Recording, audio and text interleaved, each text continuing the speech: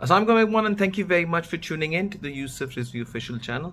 और काफ़ी देर से मेरी एब्सेंस थी। आप लोग कह रहे होंगे जब बुरा टाइम था तो यूसुफ आता था, अपने पॉइंट ऑफ व्यू शेयर करता था अबाउट द स्टॉक मार्केट। आज तो 55,000 क्रॉस कर रही है, तो यूसुफ कहाँ है? यूसुफ यही है। और यूसुफ ने जो आप लोगों को एडवाइसेस दी थी, जिन कंपनीज को अंडर वैल्यूड कहा था, आज वो बम्पर प्राइसेस के ऊपर हैं। They giving good dividends and thank you very much who follow me और जो अपना फीडबैक मुझे भेजते रहते हैं। I just try to tell them जो मेरे ख्याल में, this is as I said, this is not financial advice, this is just my own perspective जो मैं आप लोगों से शेयर करता हूँ और बेस्ड ऑन दैट आप लोग एक अच्छी इन्वेस्टमेंट्स करते हैं। So my intention is just to help you और and share my feedback. If अगर आप लोगों को इंपॉर्टेंट लगता है तो keep subscribe to the channel, और सब्सक्राइब होने के साथ साथ आप लोग अपना फीडबैक भेजते रहेंगे।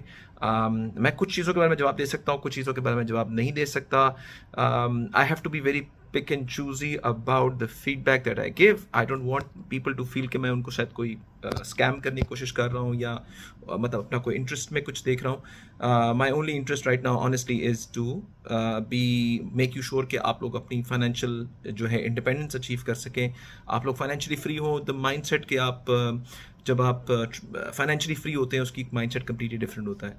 जब आपको बेसिक अपनी नीड्स पूरी हो रही होती हैं, अपनी इन्वेस्टमेंट, अपनी रिटर्न्स जो आप ले रहे होते हैं अपनी इन्वेस्टमेंट्स के ऊपर। तो आज I am saying good morning from the city of Bangkok. It's a beautiful city. I love this city. बहुत अच्छी जगह है। जो लोगों के पास बिजनेस अगर आप लिहाज से देखें तो ये थाईलैंड का कैपिटल होने की वजह से यहाँ का हब है, और इसकी वजह से यहाँ पर पूरी दुनिया से लोग आते हैं। If you look at hotels they are full. Tourism यहाँ बहुत बड़ा बिजनेस है, यहाँ पे मैन्युफैक्चरिंग बहुत बड़ी बिजनेसेस हैं, और निस्बतन स्टेबल करेंसी है, स्टेबल मुल्क है, अच्छा मुल्क है। अब हलाल बहुत सेगमेंट बढ़ता जा रहा है। सेगमेंट यहाँ पे हलाल फूड भी इजीली अवेलेबल है, तो कोई प्रॉब्लम नहीं है। एंड आई वुड से इसके so I wanted to share my feedback right now on 2-3 things. First is for example the privatization of PIA, क्योंकि मैं हमेशा बात करता हूँ about जो travel and tourism businesses के ऊपर, plus I talk about the stock market and the economic situation. Travel and tourism because मेरा nearly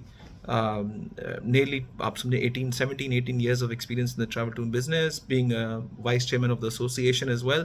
मैं अपना फीडबैक उसके बारे में देता हूँ जो पाकिस्तान की बेहतरी के लिए होता है हमेशा, और आप लोगों का मेरा कंप्लीट इंटरेस्ट होता है टू मेक श्योर कि हमारे पाकिस्तानीज जो है कुछ पोटेंशियल्स को रियलाइज़ करें जिसकी बेसिस पे वो ग्रो कर सकें।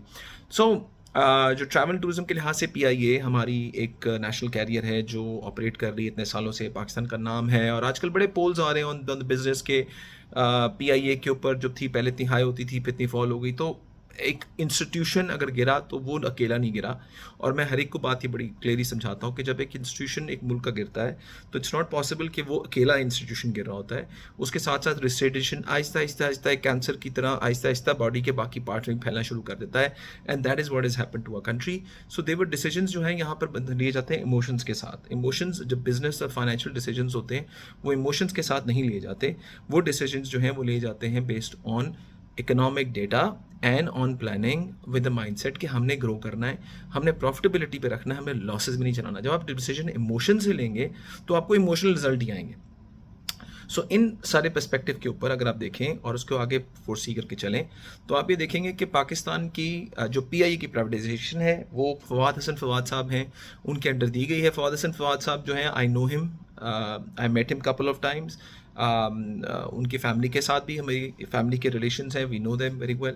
सो he is a pure bureaucrat, and उनके intentions I hope, I am very hopeful actually कि उनकी इंटेंशंस बड़ी अच्छी होंगी टू मेक श्योर कि PIA इज़ प्राइवेटाइज्ड। और हमेशा जो एक होता है कि एक चीज़ जब एक पॉलिटिकल पार्टी जो है वो अगर एक चीज़ को कुछ करना चाह रही होती है, चाहे वो अच्छा करे या बुरा करे, I am not talking about इस पर्सपेक्टिव पे, तो दूसरी political party just point scoring के लिए, not think about the interest of the country, वो आके अपना कुछ ना कुछ बीच में डालते हैं। कोई हेल्दी क्रिटिसिज्म नहीं करते कि हमारे ख्याल में आप ये करें ताकि हम इसका अच्छा रिजल्ट निकाल लें। वो कहेंगे ये गलत है, बस जो भी कर रहा है ये गलत है, बस ये है ही गलत।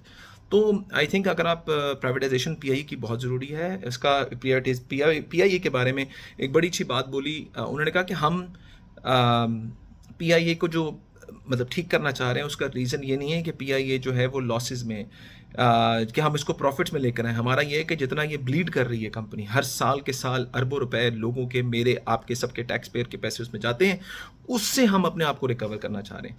सो this is one of the major points that Pakistan needs to think about, कि हमारी रिकवरी का रीज़न ये है। सो पीआईए की प्राइवेटाइजेशन में बड़े टफ डिसीजंस हैं।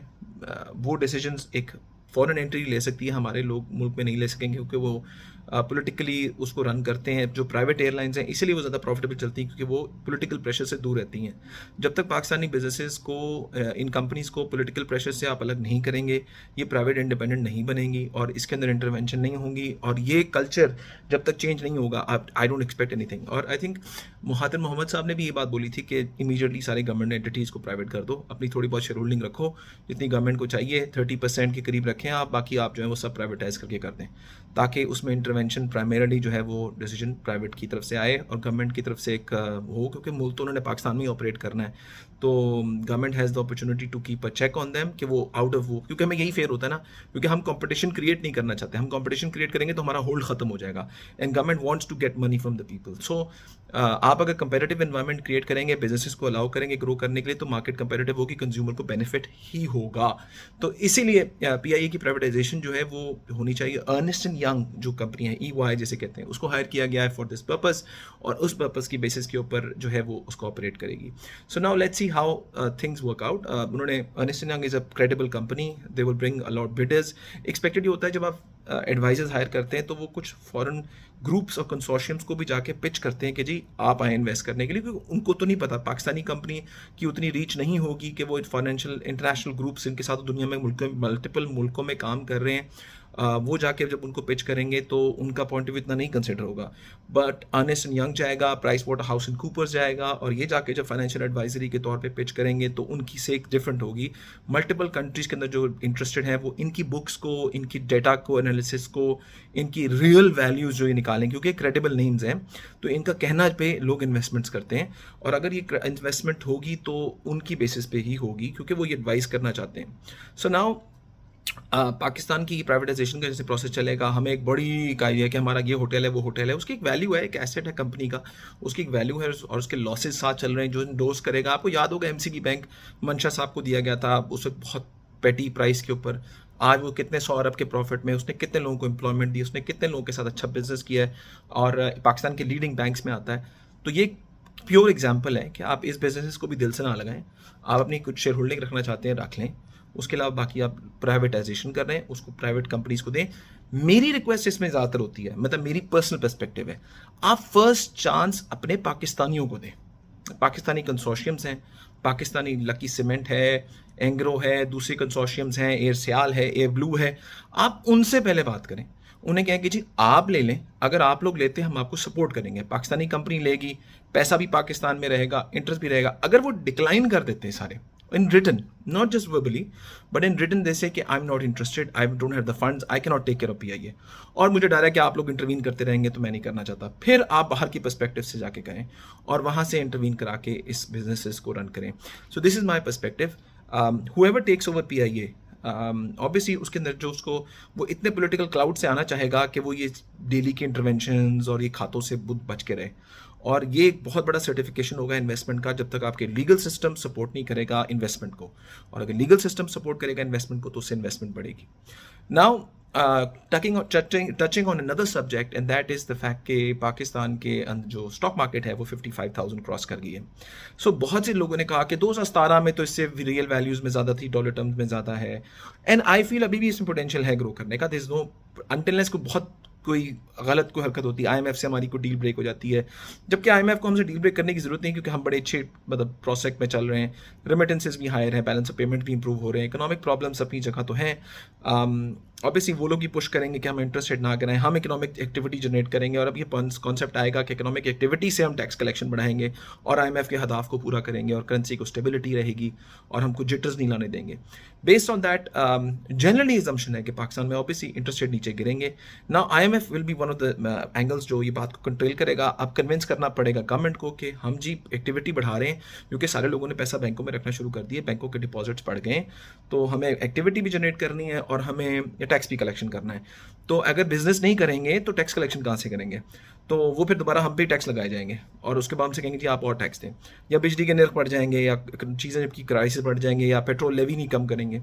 तो this is a way that I think जो लग रहा है कि जो इलेक्शंस हों, अगर इलेक्शंस होते हैं, जैसे गवर्नमेंट ने कहा, चीफ जस्टिस साहब ने कहा कि आप इलेक्शंस होने हैं, तो वी आर ऑल एज्यूमिंग कि इलेक्शंस ऑन टाइम होंगे, और उसके बाद जो पावर में आएगी वो पहला स्टेप ही मेरे ख्याल में करेगी एंड रिकॉर्ड देश के वो इंटरेस्ट रेट गिराने की कोशिश करेगी। या तो इंटरेस्ट रेट अभी गिर जाएगा या आगे गिराएगी 100%, there is no question about it, because they understand कि उन्होंने कुछ पोलिटिकली डिसीजन भी लेनी है, इकोनॉमिक एक्टिविटी जनरेट करनी है, बट ग्लोबली नेक्स्ट ईयर से इंटरेस्ट रेट गिरेंगे। That's a fact. So based on that, I think Pakistan की स्टॉक मार्केट अभी एक अच्छी पोजीशन में है.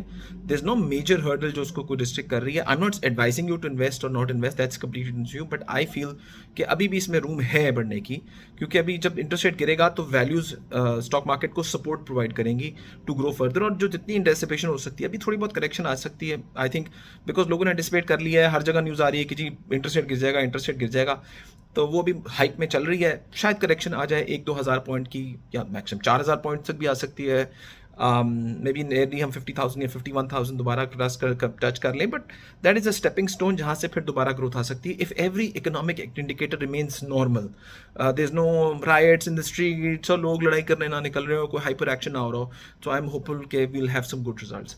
सो keep tuned in to the channel, we'll talk about individuals, कुछ स्टॉक्स जो मुझे पसंद है, जो मैंने खरीदे, जो मैंने रखे हुए हैं, या जो मैं अपने लिए ख़रीदता हूँ, दैट्स माई पर्सनल इंटेंशन, और these results have done well.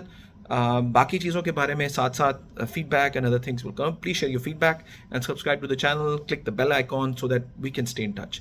Thank you very much, take care, Pakistan जिंदाबाद।